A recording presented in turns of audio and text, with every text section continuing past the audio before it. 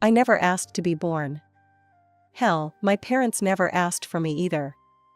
The way my mom tells it, she was young and stupid, head over heels for some guy who couldn't keep it in his pants.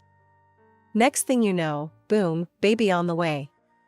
That baby was me, Sheila, the mistake. Mom wanted to get rid of me, but both sets of grandparents found out and shut that down real quick. Back then, you didn't raise kids alone. So Mom and Dad got hitched, and I came along kicking and screaming 9 months later. Dad never let me forget how I'd ruined his life. There goes my youth, he'd mutter every time he looked at me. To him, I wasn't a daughter, I was a ball and chain, dragging him down from the life he thought he deserved.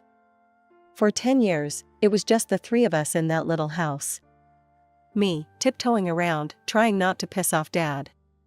Mom, cooking and cleaning like her life depended on it. And Dad, coming home from work with a scowl that only deepened when he saw me. Then came the miracle, my little sister. Sarah, the golden child. The one they actually wanted. And me? I was shoved even further into the background. Sheila, watch your sister. Sheila, be quiet. Sarah's sleeping. Sheila, why can't you be more like Sarah? It was Sarah this, Sarah that. She got new clothes, I got hand-me-downs. She got praise, I got scolded. She got love, I got used to disappointment. By the time I was 10, I was doing most of the housework. Scrubbing toilets, mopping floors, dusting shelves, you name it, I did it. Not that I got any thanks for it. It was just expected. But there was one chore I didn't mind, cooking. Something about mixing ingredients, creating flavors, it felt like magic. I remember the first time I made my special lasagna for a family gathering. Aunt Linda took a bite and her eyes lit up. Mary, this is incredible. When did you become such a master chef?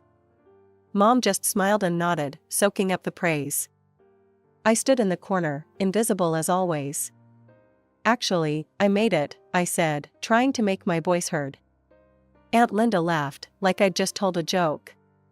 Sheila likes to help in the kitchen sometimes, Mom cut in smoothly, still basking in the compliments. Isn't that right, dear? I shut my mouth, knowing it was pointless. No one ever believed me anyway. Growing up, the kitchen became my sanctuary. While Sarah got showered with attention and gifts, I found solace in pots and pans. By the time I hit high school, I could whip up a mean pot roast that even Dad couldn't complain about. Not bad, he'd grunt, shoveling food into his mouth. Coming from him, that was high praise. But it wasn't just about feeding my family. I had bigger dreams. Every night, I'd close my eyes and picture it, my own restaurant, bustling with happy customers, all of them savoring my creations. One night at dinner, I couldn't hold it in anymore. I want to open a restaurant someday, I blurted out. The silence that followed was deafening. Then Sarah snickered. You? A restaurant? Mom looked concerned, like I'd just announced I wanted to be an astronaut. Dad didn't even look up from his plate. Restaurants fail all the time. You'd be broke in a month. But I'm good at cooking, I protested. Everyone likes my food. Everyone likes free food, Dad scoffed. Doesn't mean they'd pay for it. Sarah piped up, her voice sickeningly sweet. Maybe you could work at McDonald's, Sheila. I hear they're always hiring. When it came time for college, I set my sights on the best culinary school I could find. To my shock, Dad agreed to pay for it. This is your inheritance, he said gruffly. Don't expect anything else. The house, the savings, that's all going to Sarah. I should have been hurt, but honestly, I was too excited about culinary school to care. This was my chance to prove myself, to learn from real chefs and hone my skills. College was a whirlwind of chopping, sautéing, and baking. For the first time in my life, I felt like I belonged somewhere. My classmates actually appreciated my cooking, and my instructors praised my creativity. But reality came crashing back when I graduated. With no money for my own place, I had to move back home. The contrast between my college life and my family's indifference was stark. "So, you're a chef now?" Sarah smirked over dinner. "Does that mean you'll be doing all the cooking from now on?" Mom jumped in before I could respond. "That's a wonderful idea. Sheila can cook, and you can focus on your studies, dear." And just like that, I was back to being the family maid. But this time, with a culinary degree gathering dust on my shelf. I managed to land a job as an assistant chef at a local restaurant. The pay was lousy, but it was a foot in the door. Every night, I'd come home exhausted, only to face a mountain of dishes and laundry. "This is your rent," Mom would say, handing me a list of chores. "You're not a child anymore. You need to contribute." But I didn't let it break me. Every spare moment, I was planning, dreaming, scheming. I knew that someday, somehow, I'd have my own restaurant. And when that day came, I'd show them all what Sheila was really capable of. 2 years crawled by, each day a carbon copy of the last. I cooked, I cleaned, I worked my ass off at the restaurant, and I watched as Sarah continued to be showered with everything I'd ever wanted. The day Sarah started high school, Dad came home with a shit-eating grin on his face. "Sarah, honey," he called out. "Come see what I got you." We all trooped outside. There, sitting in our driveway like some kind of shiny insult, was a brand new car. A fucking car. "But, I can't even drive yet," Sarah said, her eyes wide. Dad laughed, tossing her the keys. "You will soon enough. My girl deserves the best, right from the start." I bit my tongue so hard I tasted blood. When I turned 16, I got a second-hand bike. And even that was only because I needed it to get to my part-time job. It didn't stop there. Every week, there was something new for precious Sarah. The latest iPhone, a MacBook Pro, designer clothes. They even renovated her bedroom, turning it into something that looked like it belonged in a luxury hotel. Meanwhile, I was still in my old room. The same faded wallpaper, the same creaky bed I'd had since I was 10. But hey, at least the spiders kept me company, right? I started thinking about moving out. Maybe I could find a roommate, split the rent on some tiny apartment. Anything would be better than this constant reminder of how little I mattered. But then came Christmas. I'd been saving up, determined to get everyone nice gifts for once. Show them I wasn't the failure they thought I was. I ended up buying lottery tickets for everyone, not the cheap scratch-offs, but tickets for the big jackpot. Christmas morning came, and I handed out the envelopes, trying not to look too eager. Mom opened hers first. Her face fell. "Oh, lottery tickets." Dad snorted. "What is this, a gas station gift?" Sarah didn't even bother opening hers. She just rolled her eyes. "Gee, thanks Sheila, real thoughtful." "Well," Mom said, her voice sickly sweet, "I guess since Sheila didn't really get us anything, she won't be expecting any gifts either. That seems fair, doesn't it?" I felt a lump forming in my throat. Without a word, I snatched the lottery tickets from Dad's hand. "You know what? I'll take them. Merry bloody Christmas." I stormed out, ignoring their shocked faces. Screw their family dinner. I texted my coworker, Jen. "Hey, you still at the restaurant? Mind some company?" An hour later, I was sitting at the bar of the closed restaurant, nursing a glass of cheap champagne with Jen. As the night wore on, Jen and I traded stories about horrible families and crushed dreams. It wasn't exactly a Hallmark Christmas, but at least I felt less alone. A few days later, I was at work as usual. During the break, I reached for my phone. There was a missed call from an unknown number. "Probably just another scam," I muttered, tossing the phone aside. But then it rang again. Same number. Curiosity got the better of me, and I answered. "Hello, is this Sheila Thompson?" a cheery voice asked. "Yeah, who's this?" "This is Linda from the State Lottery Commission. I'm calling to inform you that you're holding a winning ticket." I almost dropped the phone. "What? Are you serious?" "Absolutely.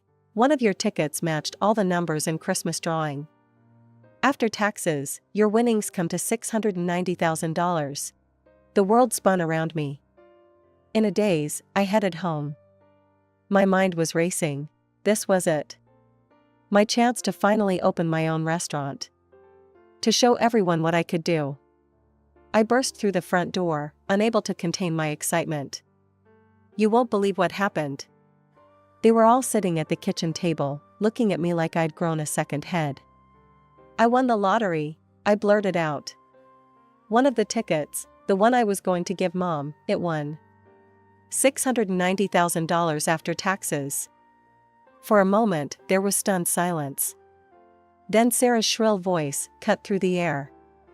That money belongs to us, she screeched. You bought those tickets as gifts for Mom and Dad. Anything that belongs to them belongs to me. I felt like I'd been slapped. What? No, they gave the tickets back to me. They're mine. Mom and Dad exchanged a look. Sheila, Dad said slowly, be reasonable. You live under our roof. You owe us. Now, hand over that ticket. We'll take care of everything. I took a step back, my hand instinctively going to my pocket where the ticket was. No, I said, surprising even myself with how steady my voice was. This is my ticket, my win.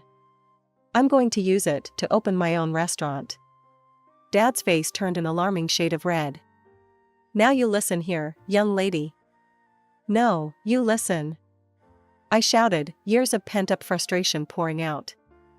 I've spent my whole life being treated like a second-class citizen in this family. Well, not anymore. This is my chance, and I'm taking it. If that's how you feel, Mom said, her voice ice cold, then you can get out of this house. Now. I stared at them, these people who were supposed to love me unconditionally. In that moment, I saw them clearly for the first time. Fine, I said, my voice barely above a whisper. I'm gone. I stormed up to my room, threw some clothes and essentials into a bag, and walked out. They watched me go, probably thinking I'd come crawling back in a day or two. They couldn't have been more wrong. My first stop was the lottery office, to claim my winnings. Then, I headed straight to a real estate agent. I need an apartment, I told the surprised agent. Something available immediately. By that evening, I was sitting in my very own place. It wasn't much, a small one-bedroom in a decent part of town, but it was mine.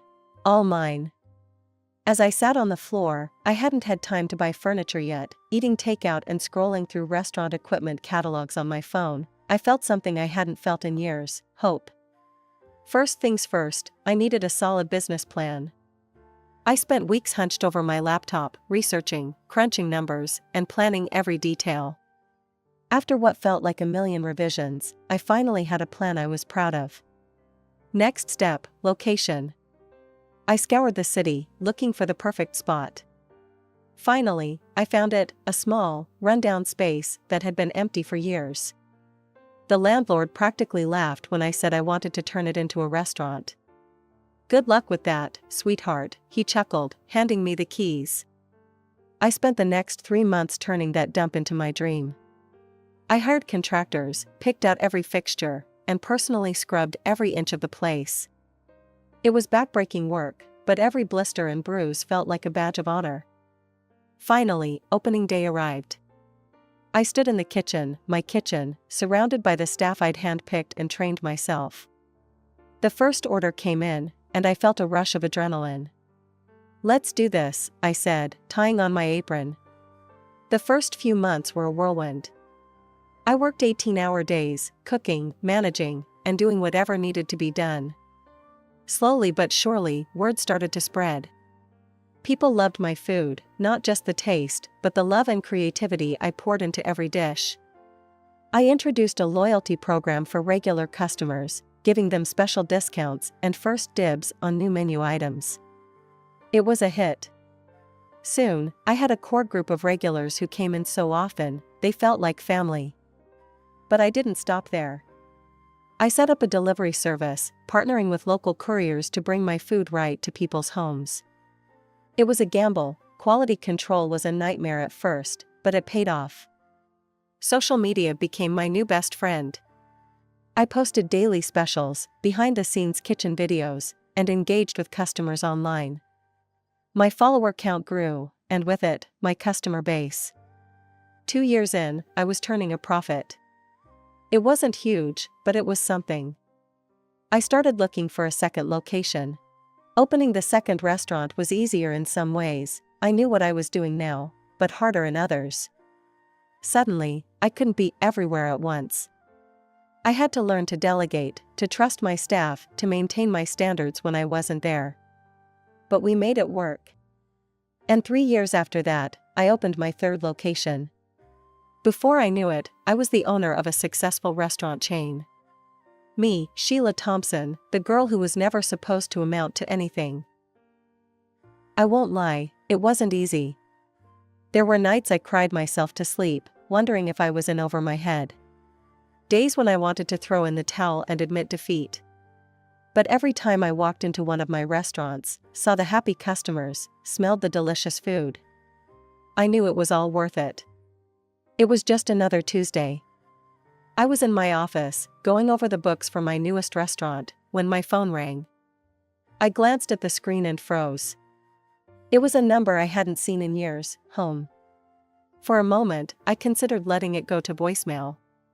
But curiosity got the better of me. "Hello?" I answered, my voice cautious. "Sheila?" It was Mom. "Look, I know we've had our differences, but we need your help. It's about Sarah." Of course it was always about Sarah.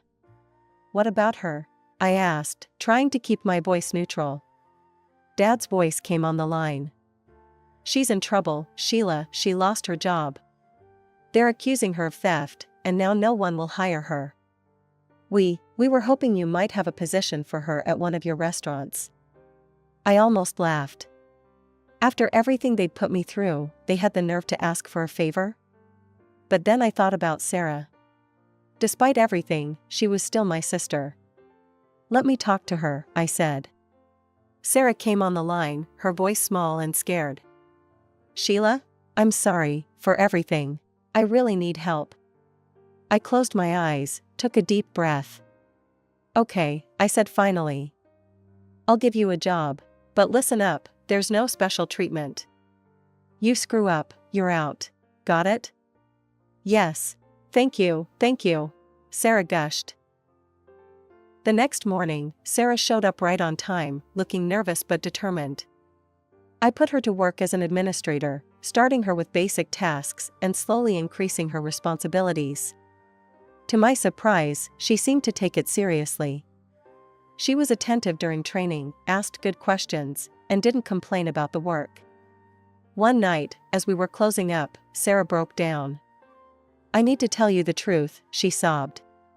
"I didn't steal anything from my last job. My boss, he tried to force himself on me. When I refused, he fired me and spread rumors that I was a thief." I felt a surge of protective anger. "Why didn't you report him? Who would believe me over him?" Sarah wiped her eyes. "I was so scared, Sheila. I didn't know what to do." "I believe you," I said, pulling her into a hug. "And I'm going to help you, okay? We'll figure this out together." Over the next few weeks, I threw myself into teaching Sarah everything I knew about running a restaurant. She soaked it all up like a sponge, eager to learn and prove herself.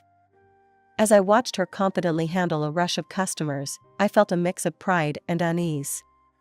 Sarah was proving to be a quick study and a hard worker. But a nagging voice in the back of my head warned me not to let my guard down completely. At first, everything seemed perfect. Sarah threw herself into her work with an enthusiasm I'd never seen from her before. She was always the first to arrive and the last to leave, taking on extra shifts and volunteering for the toughest tasks. But then, whispers started reaching my ears. At first, I dismissed them as petty workplace gossip. But as the days went by, the whispers grew louder, more insistent. Boss, Marco, my head chef, pulled me aside one day.